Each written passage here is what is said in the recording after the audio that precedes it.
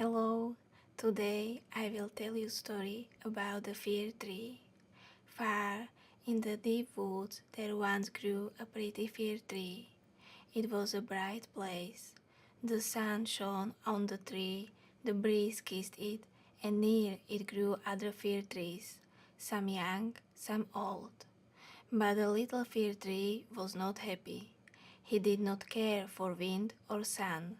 He wanted to be tall. He thought of it all the time.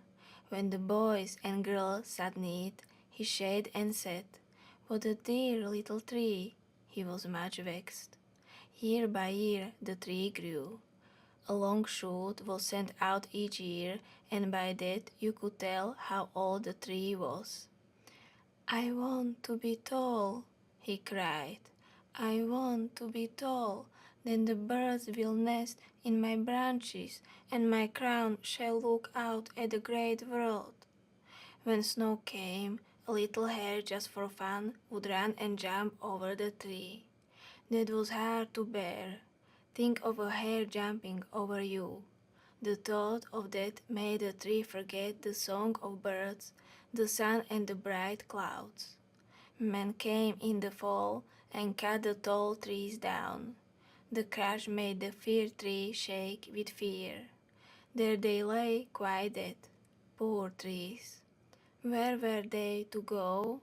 Far, far from the deep woods, but where? One spring, when the birds had come back, the tree said, "Know you where the tall trees have gone, my friend? Did you meet them?"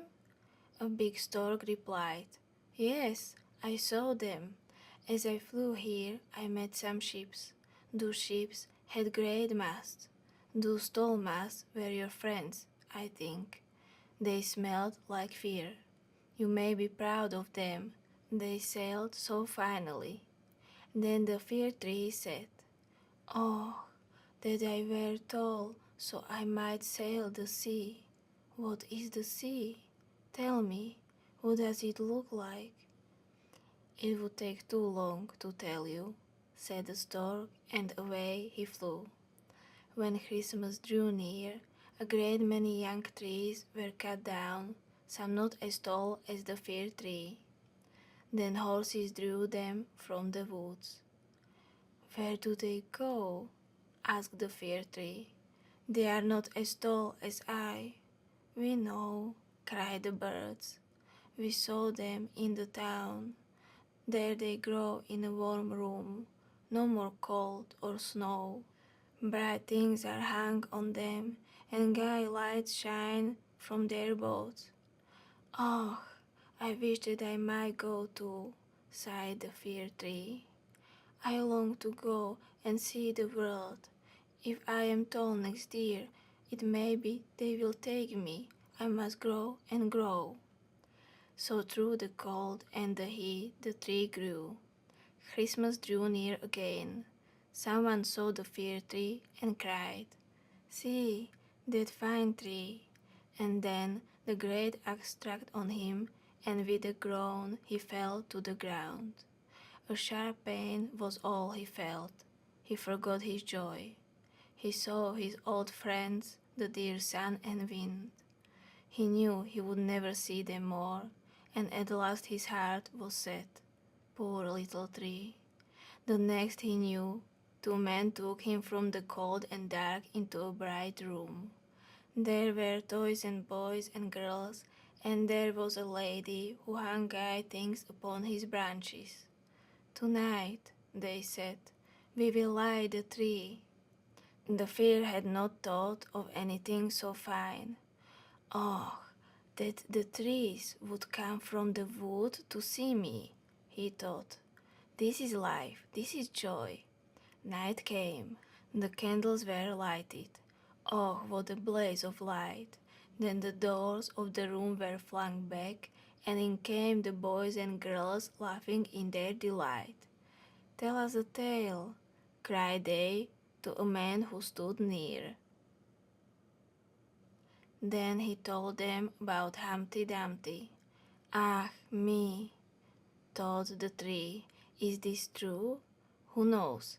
I too may fall downstairs, win a throne and wed a princess.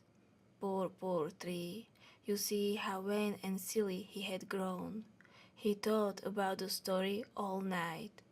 In the dim dawn, the maids came into the bright room. More joy, thought the tree, but he was wrong. They took him with both hands and bore him to a dark attic and there left him alone. It is cold, cried the fir tree, and it is so lonely here. It is cold, squeaked the mice, but it is nice here. Tell us what you know. I know of the woods where the sun shines and the wind blows. Then he told them of the night in the warm room. Those dear times may come again. Humpty Dumpty fell downstairs, yet won the princess. Then the fir tree thought of the sweet birch tree in the dear old woods. What a princess she would be for him, to be sure. One day a maid came to the attic, and when she saw the tree, she took it downstairs and out into the light and air. Quirry, wirry, wirry, wirry, wit, sang the birds, my love is come. He knew what they meant. I shall live, he sang back. But no, he was thrown on a heap of weeds, and boys and girls tore his branches and cried, see the ugly old tree. Oh, if I had only been content with the sun and air and birds. Too late. All is gone of my old glad life, he thought. All tales must end, and so the fir tree was burned, and all was past. I wish you good night and sweet dreams.